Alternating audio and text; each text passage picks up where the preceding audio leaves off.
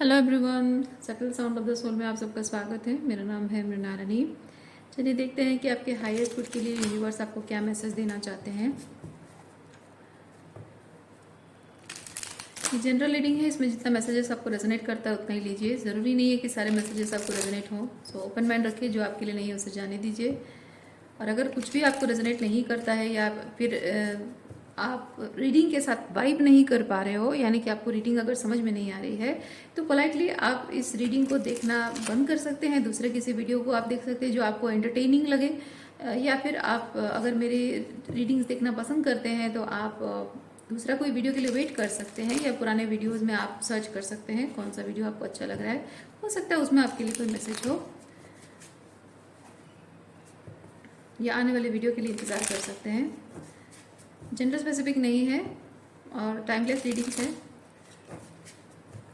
तो universe please बताइए, जो भी मेरे व्यूअर्स हैं, कलेक्टिव हैं, उनके लिए आप क्या मैसेज देना चाहते हैं।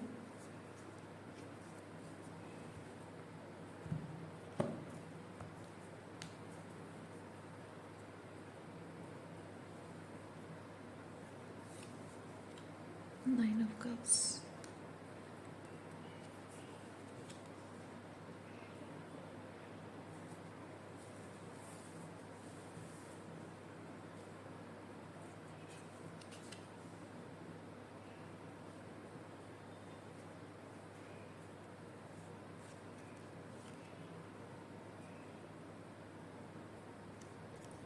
इधर आप किसी के एम्प्रर बनना चाहते हैं, लाइक कमिटमेंट वाइज किसी के एम्प्रर बनना चाहते हैं, या फिर आप किसी पर्सन को एम्प्रर की एनर्जी में देख रहे हैं और आप विश कर रहे हैं कि काश वो मेरा हस्बैंड हो या मेरा एम्प्रर हो। But we have five of pentacles, यानी कि यहाँ पे कोई किसी से लेफ्ट आउट फील कर रहा है, यानी कि कोई ये देखिए, ये घर की एनर्जी है। टेन ऑफ पेंटिकल घर की एनर्जी है, लेकिन यहाँ पे फाइव ऑफ पेंटिकल है, यानी कि घर से निकाला गया है। और घर से निकालने का मतलब, या घर छोड़ देने का मतलब ही यही होता है कि जो घर से निकाल रहा है वो समझ रहा है कि सामने वाला घर में रहने की या उस रिलेशनशिप में रहने की वर्दी नहीं है। या फिर कोई अगर खुद से रिश्ता छोड़ के जा रहा है, घर छोड़ के जा रहा है, दैट मीन्स कि उसको समझ में आ रहा है कि ये लोग, ये जगह, ये घर मेरे लिए नहीं है, इससे बेहतर मैं डिजर्व करता हूँ या करती हूँ।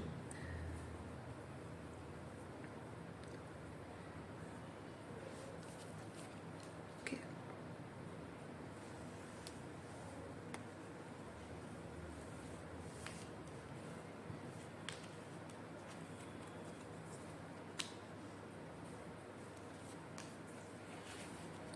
अच्छा, मैं यहाँ पे एक चीज़ फील कर रही हूँ कि अगर आपने इस रिलेशनशिप को अगर आपने छोड़ा है, तो हो सकता है कि कुछ मजबूरी की वजह से आपने छोड़ा हो और आपके पर्सन ने आपको मजबूर किया हो।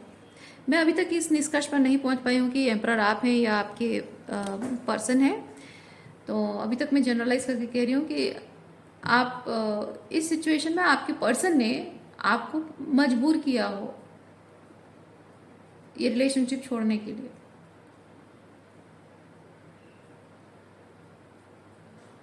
उनके ईगो की वजह से, उनकी ज़िद की वजह से, या उनकी डर या इनसिक्योरिटी की वजह से शायद वो एक सर्टन तरीके से बिहेव करते हो, जिसकी वजह से कि आप मजबूर होकर रिश्ता छोड़ कर आए हो। ये हो सकता है।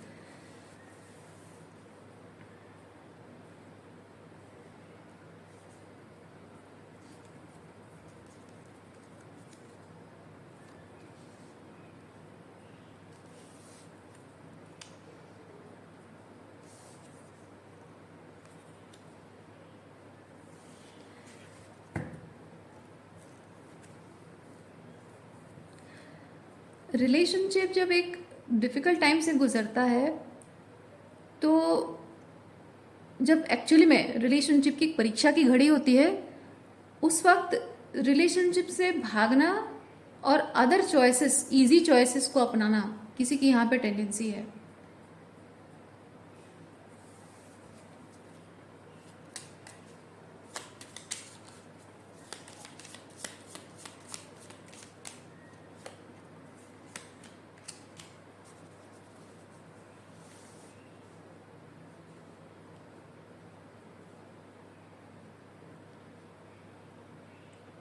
इस रिलेशनशिप में इतनी सारी टॉक्सिसिटी आपने देखी है, इतना सारा बिट्रेयल, धोखाधड़ी, झूठ बोलना, मैनिपुलेट करना आउटसाइड ऑफ द कनेक्शन, इधर मैं ये नहीं फील कर रही हूँ कि इलिसिट रिलेशनशिप है, बट मैं ये फील कर रही हूँ कि with the night of wants basically somebody is flirting, somebody is flirting with other people, relationship के बाहर मुंह मारना जिसे हम कहते हैं। तो उसकी वजह से हो सकता है कि जो प्योर वाइब है आपकी रिलेशनशिप की, प्योर इनोसेंट स्वीटनेस जो है वो कहीं ख़त्म हो गई आपकी रिलेशनशिप में।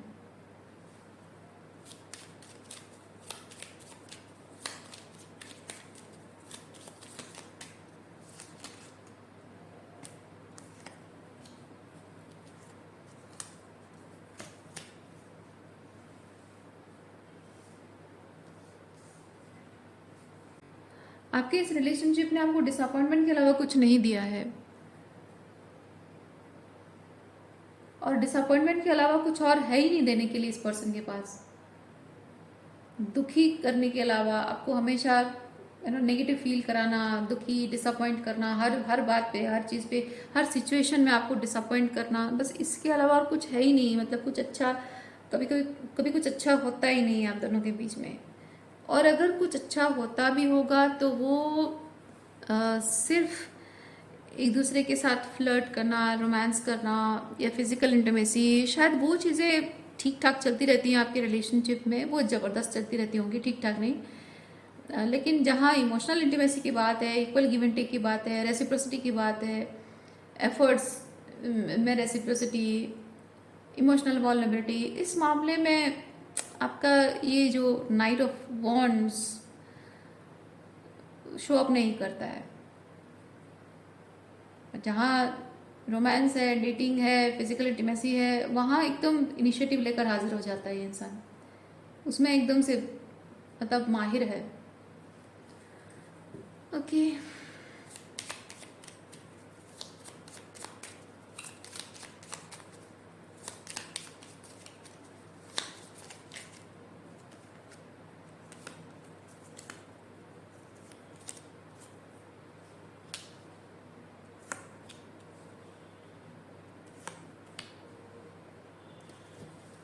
इस रिलेशनशिप में जो हार्ट ब्रेक आपको मिला है, इस हार्ट ब्रेक के बाद आप बहुत बदल गए हैं।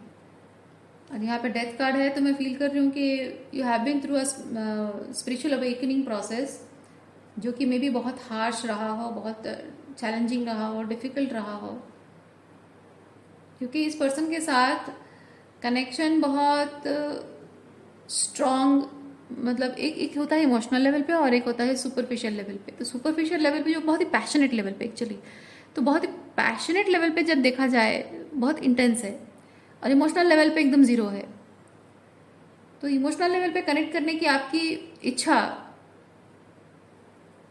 बहुत इंटेंस है और सामने वाला का पैशन बहुत इंटेंस है। तो इसमें ये हो रहा है कि आप इस रिलेशनशिप में रहना चाहते हो लेकिन रह भी नहीं पा रहे हो, और इसीलिए मैं फील कर रही हूँ कि डिसअपॉइंटमेंट, यहाँ हार्ट ब्रेक, ऊपर से ये चीज़ है कि थोड़ा सा 3 ऑफ सॉर्ड्स भी आ गया है यहाँ पे, अदर ऑप्शंस भी है, 3 ऑफ सॉर्ड्स, ऊपर से नाइट ऑफ वॉन्ड्स।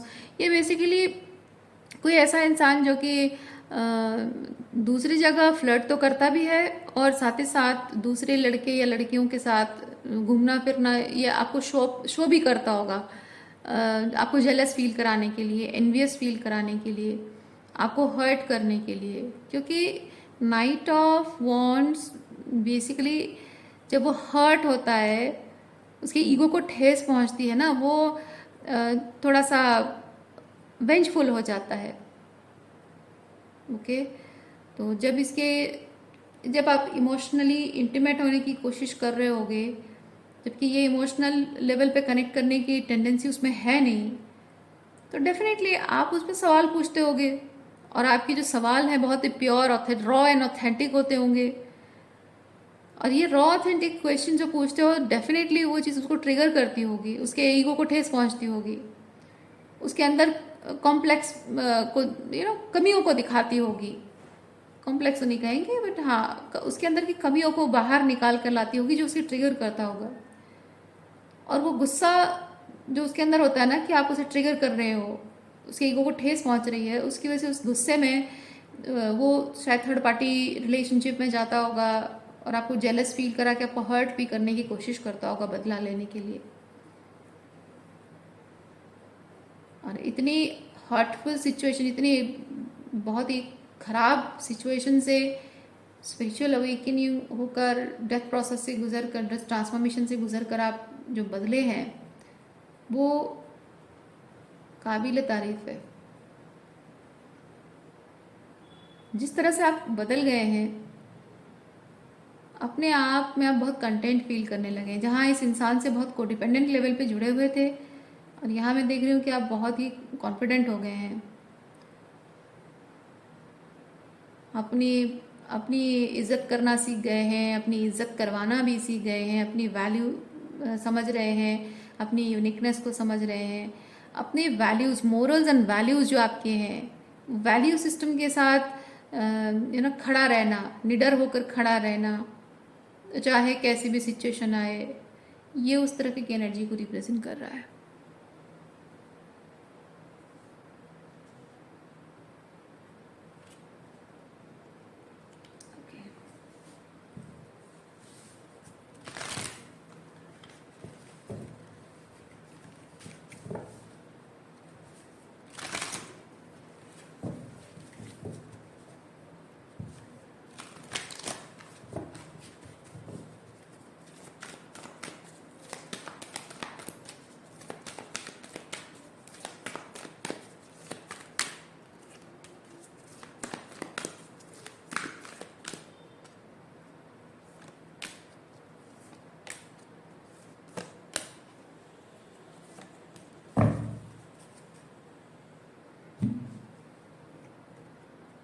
देखिए यहाँ पे बॉटम ऑफ डेक में पे योर सेल्फ है। पे योर सेल्फ बेसिकली बताता है सेल्फ लव में ऑपरेट करना। अपनी वैल्यू समझते हो तो अपनी वैल्यू बनाए रखना, टिके रहना उसमें।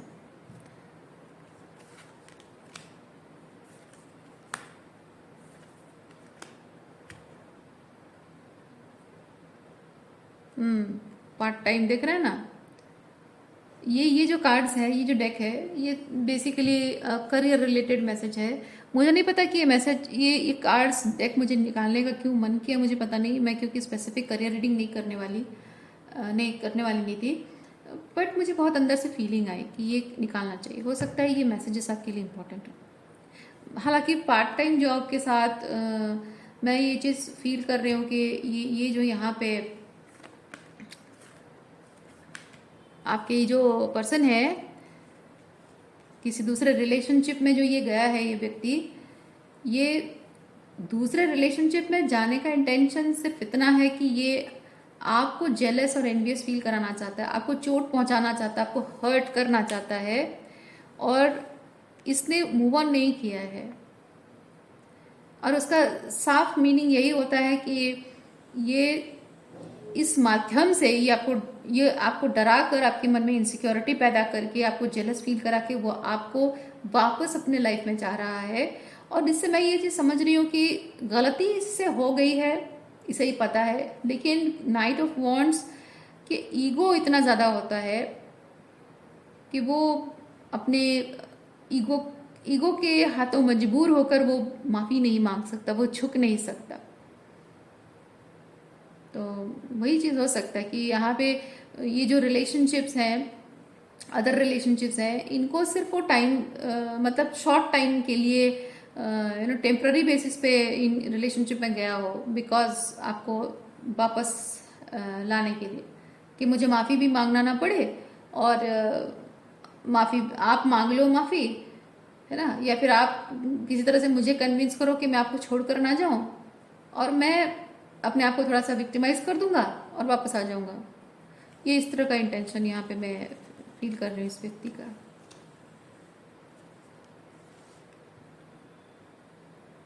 देखिए आप यहाँ पे ये लिखावट मत देखिए, आप पिक्चर देखिए, ये साफ जाहिर होता है ये बीच वाला पर्सन आपका पर्सन है, ठीक है, और ये एक तरफ ये थर्ड पार्टी है, एक तरफ आप हैं। ये जैसे दिखावा है कि एक्चुअली मैं मूव ऑन कर रहा हूँ, तुम देख लो, तुम्हें अगर मेरे साथ रिलेशनशिप चाहिए तो तुम मुझे इम्पोर्टेंस दो और मुझे प्रूव करके दिखाओ कि तुम थर्ड पार्टी से बेटर हो। बट एक चीज़ ये मैं फील कर रही हूँ कि your person, this person is feeling like वो कमज़ोर पड़ रहा है, उसे आपकी ज़रूरत महसूस हो रही है। अब देखिए यहाँ पे एंजल्स आपको मैसेज देना चाहते हैं, डिवाइन आपको मैसेज देना चाहते हैं कि ये पर्सन जितना ज़्यादा आपको थर्ड पार्टी में इन्वॉल्व करेगा, जितना ज़्यादा थर्ड पार्टी को लेकर आपको जेलस एनवियस फील कराएगा, टॉक्सिक फील कराएगा, आपको रुलाएगा, आप जानिए कि ये पर्सन उतना ही डेस्परेटली आपके लिए नीडी है, उतनी ही डेस्परेट नीड्स है इसकी। क्यों? क्योंकि अगर आप इसके इस इंटेंशन में इस चीज़ में आप फंस नहीं रहे हो ना, तो वो और इंटेंस तरीके से उस चीज़ को करने की कोशिश करेगा। इसका ईगो इतना बड़ा है, बहुत सारा ईगो, इतना ईगो है कि वो झुकना नहीं चाहता, माफ़ी मांगना ही नहीं चाहता। शायद उसे लगता है कि उससे कोई गलती हुई नहीं है, या फिर अगर गलती हो भी गई है तो भी मैं झुकने वाला नहीं हूँ। किसी तरह करके मैनिपुलेट करके मैं वापस बुला लूँगा उसे, आपको यानी कि। और वो समझ रहा है कि ही इज़ फॉलिंग और she is falling from his position और हर पोजीशन, और उसे वापस सही जगह पर आने के लिए या वापस अपने होल्ड बनाने के लिए इंटेंसिटी वो बढ़ाएगा ज़रूर। कोशिश तो हो रही है, मैं ये चीज़ फील कर रही हूँ। ये आपके लिए क्या क्या मैसेज देखते हैं। The happiness I find in my career is reflected in my overall tranquillity. हाँ, I'm changing my thoughts, emotions and behaviors to produce prosperity in life.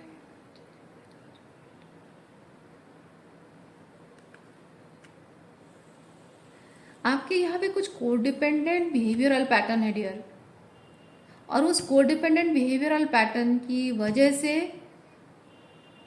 इस तरह के टॉक्सिक इंसान को आपने अपने लाइफ में मैनिफेस्ट किया है। और आपको बताया जा रहा है कि आपको अपने उसी कोडिपेंडेंट माइंडसेट या कोडिपेंडेंट लेवल पे जो इमोशंस जुड़े हुए हैं उसे हील करना है, उसे रिलीज करना है, सेल्फ लव में आपको ऑपरेट करना है, कंटेंट एनर्जी में आना है। ये ठीक है, I am sufficient, I am enough, I love my self, I understand my worth, I value my self, I value my feelings. ये अफर्मेशंस आपको कहने की ज़रूरत है।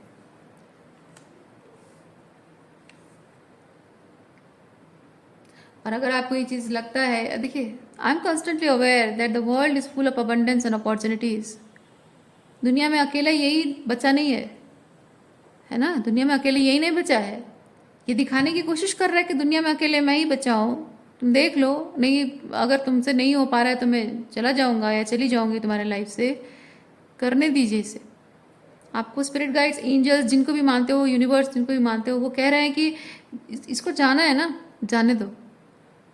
जितना थर्ड पार्टी करना है करने दो, जो करना है करने दो, पर वहाँ मत करो। आपके लिए आप ट्रूली जो डिजर्व करते हैं एनर्जी को आप देखो। यहाँ बताया जा रहा है एनर्जी को देखो, किस तरह की एनर्जी आपको रेजोनेट करती है, आपके हाईएस्ट रूट को सर्व करती है ना, उस तरह की एनर्जी को आप मैनिफेस्ट करो। इस इंसान के बारे में मत सोचो, दुनिया में अकेले यही नहीं बचा है, इससे फार फार फार फार फार बेटर लोग दुनिया में हैं। अपनी एनर्जी को राइज अप करो, हाई वाइब्रेशन में जाओ और हायर फ्रीक्वेंसी में रहकर मैनिफेस्ट करो।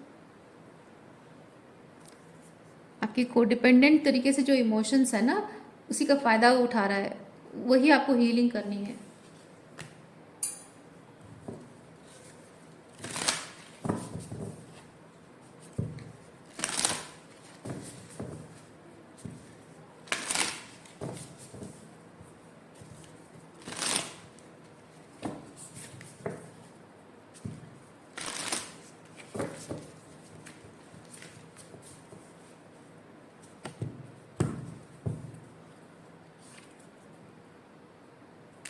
Bask in joy and light. इसने जो किया है, कर रहा है और आगे जो भी करने वाला है, अनइफेक्टेड रहना है आपको, ठीक है। ये आपको दुखी नहीं कर सकता है। आपको डिपेंडेंट लेवल पे जब तक है आपको दुखी कर पा रहा है, आप अपनी इमोशंस पर हीलिंग कीजिए, काम कीजिए। ये जो चेंज आपके अंदर आ रहा है ना, ये इस चेंज के साथ आप अपने लाइफ में इस पर्सन को रिलीज करोगे और इस तरह की जो पैटर्न है, इस पैटर्न को रिलीज करोगे, ओके। और खुशी, जॉय एंड लाइट एनर्जी में आपको रहना है। और जॉय एंड लाइट एनर्जी आपको क्रिएट करनी है, क्योंकि जॉय एंड लाइट जो होता है ना, खुशी, अबंडेंस जो होता है, वो कोई पर्टिकुलर कॉन्शियसनेस में पहुंचकर या पर्टिकुलर कोई इमोशंस में पहुंचकर या कोई पर्टिकुलर किसी पर्सन से मिलकर ये अचीव नहीं किया जा सकता है। Joy, happiness, contentment, light energy, it's a journey, okay. और ये आपको क्रिएट करना होता है, ये एनर्जी आपको क्रिएट करनी होती है। और ये होल जर्नी, लाइफ की होल जर्नी में आपको इस चीज़ को क्रिएट करके जीते रहना होता है। क्रिएट करना है, जीना है, एंजॉय करना है, क्रिएट करना है, उसे एंजॉय करना है, ओके। ये किसी भी पर्टिकुलर डेस्टिनेशन, ये कोई पर्टिकुलर डेस्टिनेशन नहीं है कि हाँ मुझे खुशी मिलेगी, सर्टन कंडीशंस फुलफिल होंगे तभी अगर मुझे मिलेगी, नहीं, कोई कंडीशन फुलफिल नहीं। ये आप जब चाहो, जैसे चाहो, आप Joy, happiness and light energy में रहना चाहो, बस आपकी चाहत और कोशिश वो आपको जॉय, हैप्पीनेस एंड लाइट ला कर देगा, कोई पर्टिकुलर कंडीशन नहीं देगा, ओके। सो आज के लिए इतना ही है। उम्मीद करती हूँ इस रीडिंग से आपको कुछ क्लैरिटी मिली हो। मैं आपको नेक्स्ट रीडिंग में मिलती हूँ। अपना ख्याल रखिए, बाय।